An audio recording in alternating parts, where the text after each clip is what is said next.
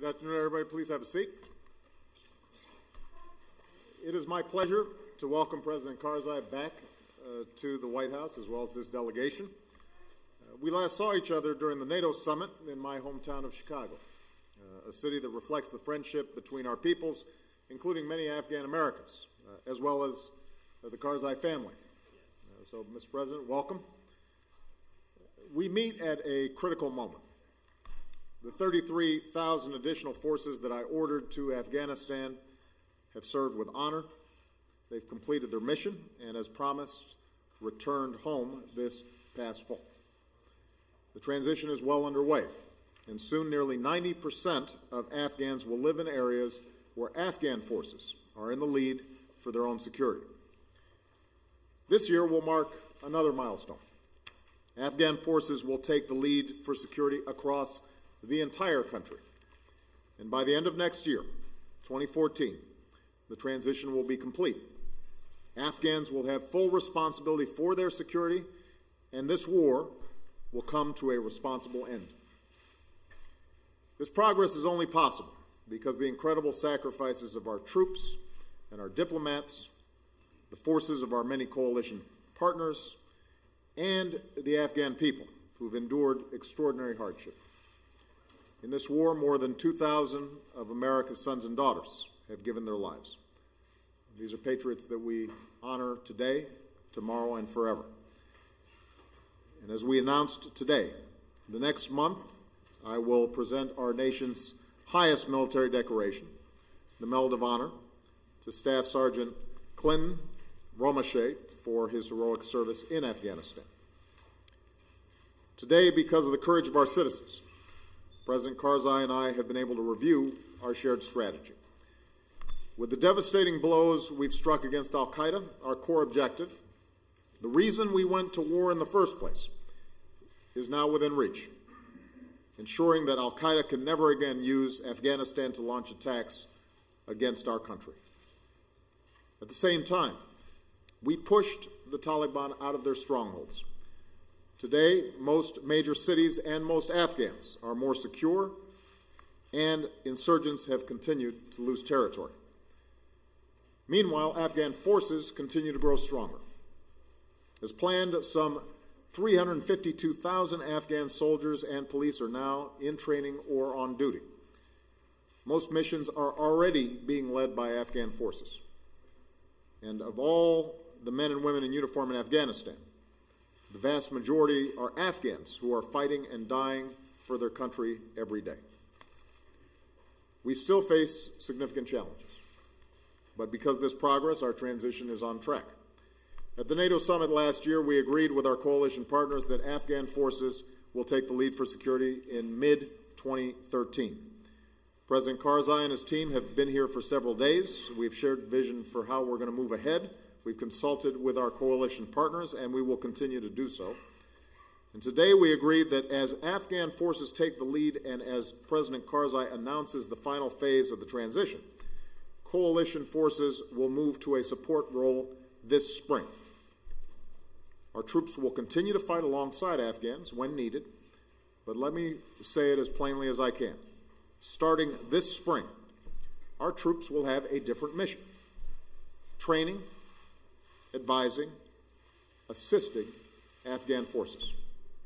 It will be a historic moment and another step toward full Afghan sovereignty, something I know that President Karzai cares deeply about, as do the Afghan people.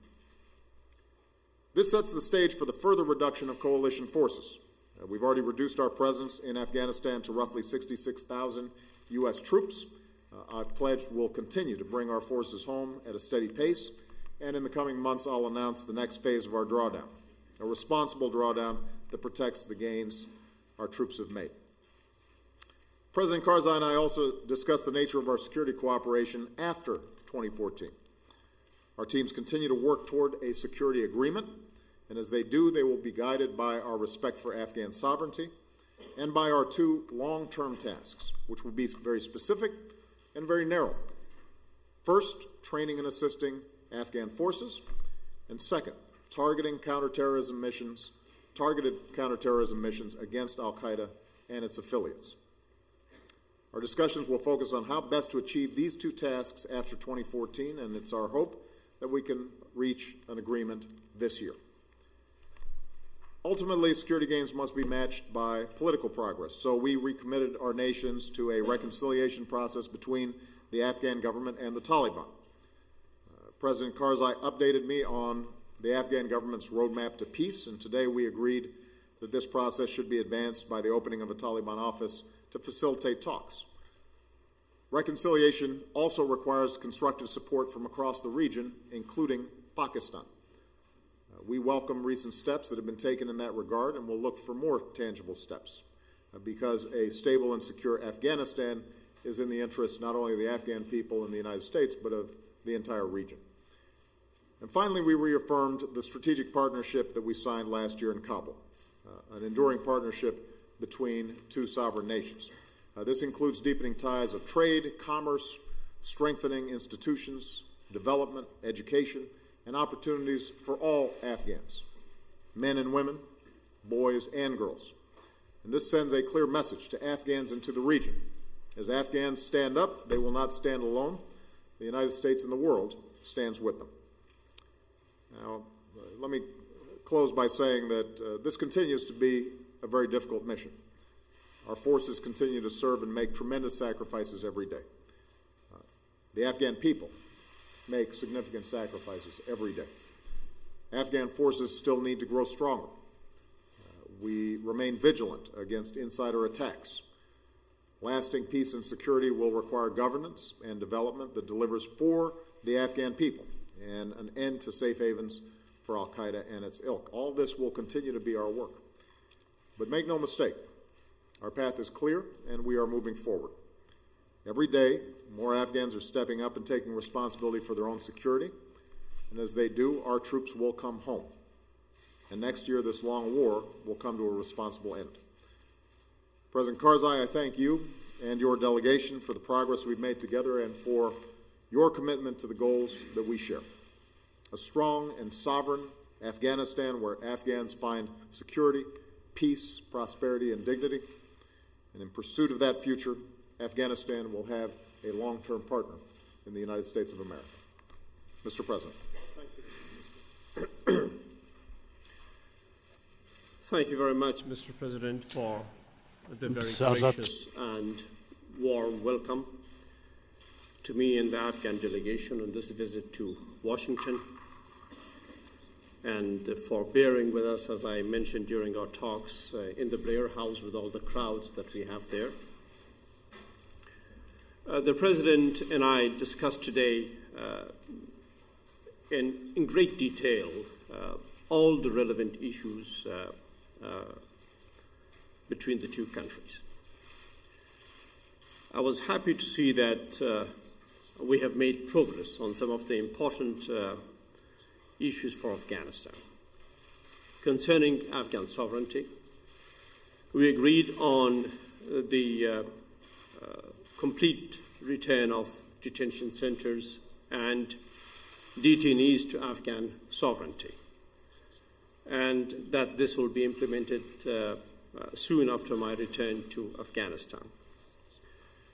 We also discussed all aspects of transition to Afghan governance and security. I'm very happy to hear from the President, as we also discussed it earlier, that in spring this year, the Afghan forces will be fully responsible for providing security and protection to the Afghan people, and that the international forces, the American forces, will be no longer present in Afghan villages, that the task will be that of the Afghan forces to provide for the Afghan people in security and protection. That we also agreed on the steps that we should be taking in the peace process, which is of highest priority to Afghanistan. We agreed on allowing a Taliban office in Qatar, in Doha, where the Taliban will engage in direct talks with the representatives of the Afghan High Council for Peace, where we will be seeking the help of relevant regional countries, including Pakistan, where we'll be trying our best together with the United States and our other allies to return peace and stability to Afghanistan as soon as possible, and employing all the means that we have within our power to do that, so the Afghan people can live in security and peace and work for their prosperity and educate their children. The President and I also discussed the economic transition in Afghanistan and all that entails for Afghanistan. Once the transition to Afghan forces is completed, once the bulk of the international forces have withdrawn from Afghanistan, we hope that the dividends of that transition economically to Afghanistan will be beneficial to the Afghan people and will not have adverse effects on Afghan economy and the prosperity that we have gained in the past many years. We also discussed the issue of election in Afghanistan and the importance of election for the Afghan people, and with the hope that we'll be conducting a free and fair election in Afghanistan where our friends in the international community, in particular the United States, will be assisting in conducting those elections. Of course, where Afghanistan will have the right environment for conducting elections without interference and without undue concern in that regard for the Afghan people. We also discussed in a bit of detail and in the environment that we have all aspects of the bilateral security agreement between Afghanistan and the United States, and I informed the President that the Afghan people already in the lawyer jargon that we called for the strategic partnership agreement between us and the United States have given their approval to this relationship and they value it as one that's good for Afghanistan. So in that context, the bilateral security agreement is one that the Afghan people approve, and I'm sure we will conduct it in detail where both the interests of the United States and the interests of Afghanistan will be kept in mind. We had a number of other issues also to talk about.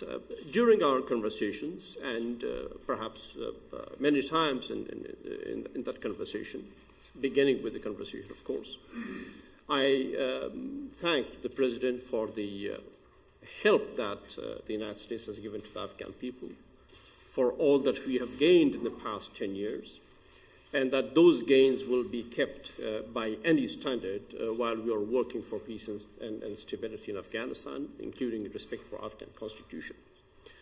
I also thanked the President and endorsed with him the sacrifices of American men and women in uniform and those of other countries. Accordingly, I also informed President Obama of the sacrifices of the Afghan people, of the immense sacrifices of the Afghan people in the past 10 years, both of our service men and of the Afghan people. I'll be going back to Afghanistan this evening to bring to the Afghan people the news of Afghanistan standing shoulder to shoulder with America as a sovereign, independent country, but in cooperation and in partnership. Thank you, Mr. President, for the hospitality. Thank you very much, Mr. President. Okay, we've got two questions each, I think, from U.S. and Afghan press. We'll start with Scott Wilson of the Washington Post. Mr. President, does moving up the deadline for the transition to an Afghan security role lead to the spring mean you'll be winding down U.S. troops faster than you expected this year? And as specifically as possible, how many troops do you expect to leave in Afghanistan beyond 2014 for the 2 missions you outlined? And would you consider leaving any troops in Afghanistan beyond that date without an immunity agreement for their actions? And President Karzai, you've spoken often about the threat the American presence in Afghanistan poses to your nation's sovereignty. But I'm wondering if you will be considering and working on behalf of an immunity agreement to preserve some U.S. forces in Afghanistan after the 2014 date, and how many U.S. troops you would accept after that time. Thank you. Okay. Scott, our first task has been to meet the transition plan that we set first in Lisbon, then in Chicago. And because of the progress that's been made by our troops, because of the progress that's been made in terms of Afghan security forces, their capacity to take the lead, we are able to meet those goals and accelerate them somewhat. So let me repeat, what's going to happen this spring is that Afghans will be in the lead throughout the country. That doesn't mean that coalition forces, including U.S. forces, are no longer fighting. They will still be fighting alongside Afghan troops. It does mean, though, that Afghans will have taken the lead, and our presence, the nature of our work will be different. We will be in a training, assisting, advising role. Obviously, we will still have troops there, and that means that our men and women will still be in harm's way, that there will still be the need for force protection. The environment is going to still be very dangerous. But what we've seen is that Afghan soldiers are stepping up at great risk to themselves. And that allows us then to make this transition during the spring. What that translates into precisely in terms of how this drawdown of U.S. troop proceeds is something that isn't yet fully determined. I'm going to be, over the coming weeks, getting recommendations from General Allen and other commanders on the ground. They will be designing and shaping a responsible plan to make sure that we're not losing the gains that have already been made, to make sure that we're in a position to support Afghan units when they're in theater, and to make sure that our folks are also protected even as we're drawing down. So I can't give you a precise number at this point. I'll probably make a separate announcement once I've gotten recommendations from troops, from the generals and our commanders in terms of what that drawdown might look like. With respect to post-2014, we've got 2 goals. And our main conversation today was establishing a meeting of the minds in terms of what those goals would be with a follow-on presence of U.S. troops. Number 1, to train, assist, and advise Afghan forces so that they can maintain their own security. And number 2, making sure that we can continue to go after remnants of al-Qaeda or other affiliates that might threaten our homeland. That is a very limited mission, and it is not one that would require the same kind of footprint, obviously, that we've had over the last 10 years in Afghanistan. Similar to the issue of drawdown, I'm still getting recommendations from the Pentagon and our commanders on the ground in terms of what that would look like. When we have more information about that, I will be describing that to the American people. I think President Karzai's primary concern, and obviously you'll hear directly from him, is making sure that Afghan sovereignty is respected. And if we have a follow-on force of any sort past 2014, it's got to be at the invitation of the Afghan government, and they have to feel comfortable with it. I will say, and I've said to President Karzai, that we have arrangements like this with countries all around the world. And nowhere do we have any kind of security agreement with a country without immunity for our troops. that's how I, as Commander-in-Chief, can make sure that our folks are protected in carrying out very difficult missions. And so I think President Karzai understands that.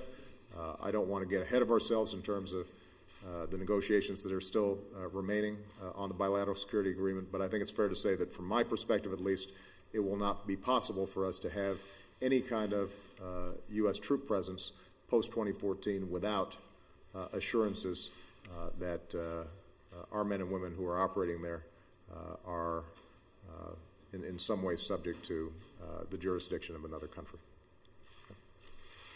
Well, sir, the bilateral security agreement is in mind for the interests of both countries. We understand that the issue of immunity is of very specific importance for the United States, as was for us the issue of sovereignty and detentions and the continued presence of international forces in Afghan villages and the very conduct of the war itself.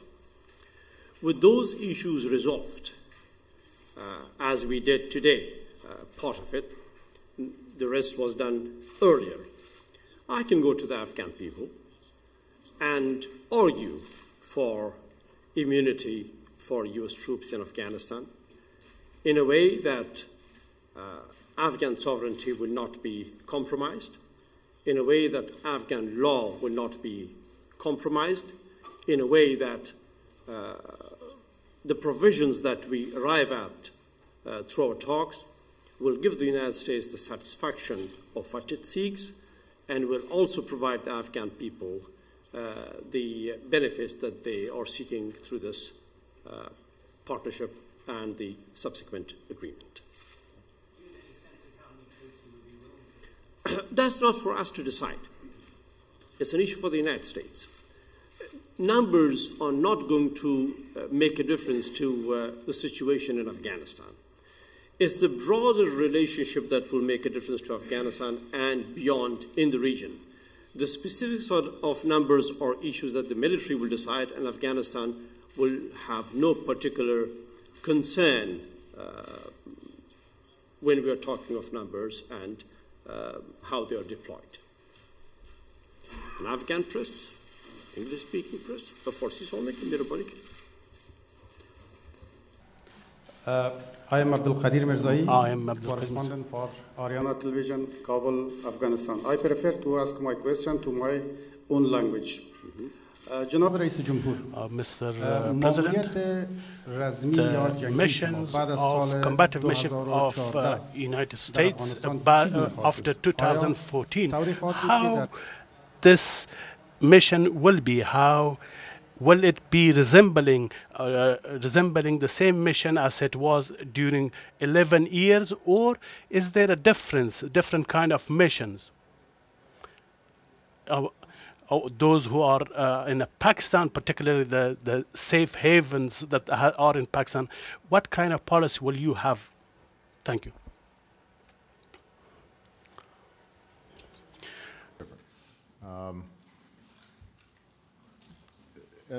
Just to repeat, our main reason, should we have troops in Afghanistan post-2014, at the invitation of the Afghan government, will be to make sure that we are training, assisting, and advising Afghan security forces who have now taken the lead for and are responsible for security throughout Afghanistan, and an interest that the United States has, the very reason that we went to Afghanistan in the first place, and that is to make sure that al-Qaeda and its affiliates cannot launch an attack against the United States or other countries from Afghan soil. We believe that we can achieve that mission in a way that's very different from the very active presence that we've had in Afghanistan over the last 11 years. President Karzai has emphasized the strains that U.S. troop presences in Afghan villages, for example, have created. Well, that's not going to be a strain that exists if there is a follow-up operation, because that will not be our responsibility. That will be a responsibility of the Afghan National Security Forces to maintain peace and order and stability in Afghan villages, in Afghan territory. So I think, although obviously we're still 2 years away, I can say with assurance that this is a very different mission and a very different task and a very different footprint for the U.S. if we are able to come to an appropriate agreement. And with respect to Pakistan's and safe havens there, Afghanistan and the United States and Pakistan all have an interest in reducing the threat of extremism in some of these border regions between Afghanistan and Pakistan. And that's going to require more than simply military actions. That's really going to require political and diplomatic work between Afghanistan and Pakistan. And the United States obviously will have an interest in facilitating and participating in cooperation between the two sovereign countries. But as President Karzai, I think, has indicated, it's very hard to imagine a stability and peace in the region if Pakistan and Afghanistan don't come to some basic agreement and understanding about the threat of extremism to both countries and both governments and both capitals. And I think you're starting to see a greater awareness of that on the part of the Pakistani government.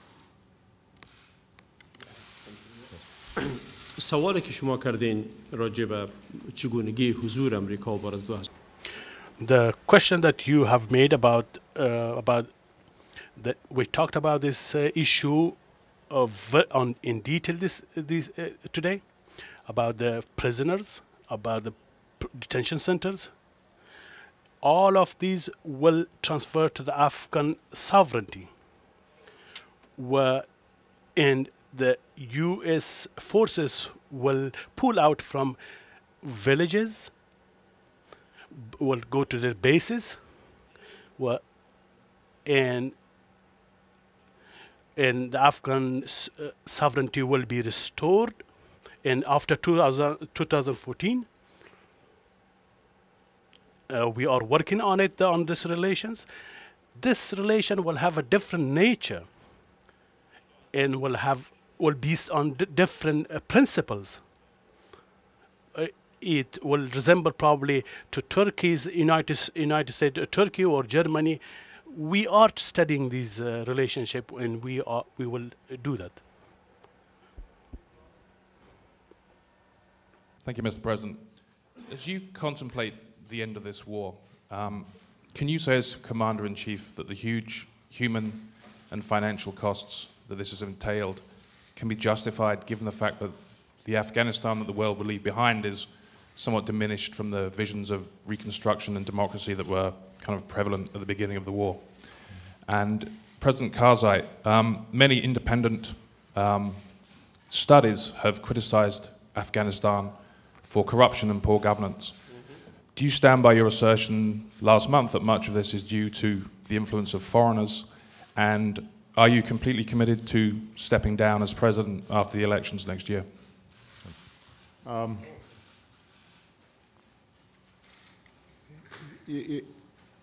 want us to remember why we went to Afghanistan. We went into Afghanistan because 3,000 Americans were viciously murdered by a terrorist organization that was operating openly and at the invitation of those who were then ruling Afghanistan. It was absolutely the right thing to do for us to go after that organization, to go after the host government that had aided and abetted, or at least allowed for these attacks to take place. And because of the heroic work of our men and women in uniform, and because of the cooperation and sacrifices of Afghans who had also been brutalized by that then host government, we achieved our central goal, which is or have come very close to achieving our central goal, which is to decapacitate Al-Qaeda, to dismantle them, to make sure that they can't attack us again. And everything that we've done over the last 10 years, from the perspective of the U.S. national security interests, have been focused on that aim. And at the end of this conflict, we are going to be able to say that the sacrifices that were made by those men and women in uniform has brought about the goal that we sought. Now, what we also recognized very early on was that it was in our national security interest to have a stable, sovereign Afghanistan that was a responsible international actor, that was in partnership with us, and that required Afghanistan to have its own security capacity and to be on a path that was more likely to achieve prosperity and peace for its own people. And I think President Karzai would be the first to acknowledge that Afghanistan still has work to do to accomplish those goals. But there's no doubt that the possibility of peace and prosperity in Afghanistan today is higher than before we went in.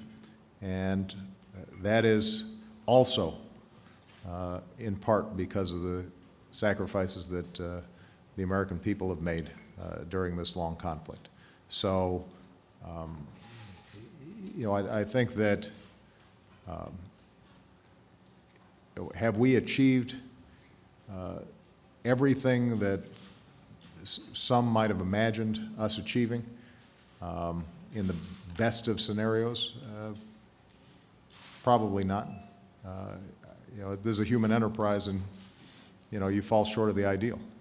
Did we achieve our central goal? And have we been able, I think, to shape a strong relationship with a responsible Afghan government that is willing to cooperate with us to make sure that it is not a launching pad for future attacks against the United States? We have achieved that goal. We are in the process of achieving that goal, and for that, I think we have to thank our extraordinary military, intelligence, and diplomatic teams, as well as the cooperation of the Afghan government and the Afghan people. Sir, on the question of corruption, whether it has a foreign element to it, if I have correctly understood your question. There is corruption in Afghanistan. There is corruption in the Afghan government that we are fighting against, employing various means and methods. We have succeeded in certain ways, but if your question is whether we are satisfied, of course not. And on the corruption that is foreign in origin, but occurring in Afghanistan, I have been very clear and explicit, and I don't think that Afghanistan can see less corruption unless there is cooperation between us and our international partners on correcting some of the methods or applications of delivery of assistance to Afghanistan without cooperation and without recognition of the problems. On elections, for me, the greatest of my achievements eventually seen by the Afghan people will be a proper, well-organized, interference-free election in which the Afghan people can elect their next president. And certainly I would be a retired president, and very happily a retired president. Last question from My name is Mujahid Kakar from Tulu TV, Afghanistan. My question is to you, Mr. President. Afghan women fears that they would be the real victim of reconciliation process in Afghanistan. What assurances you can give them that they will not suffer because of that process? Well, thank you. The United States has been very clear that any peace process, any reconciliation process must be Afghan-led. It is not for the United States to determine what the terms of this peace will be. But what we have also been very clear about is that from our perspective, it is not possible to reconcile without the Taliban renouncing terrorism, without them recognizing the Afghan Constitution, and recognizing that if there are changes that they want to make to how the Afghan government operates, then there is an orderly constitutional process to do that, and that you can't resort to violence.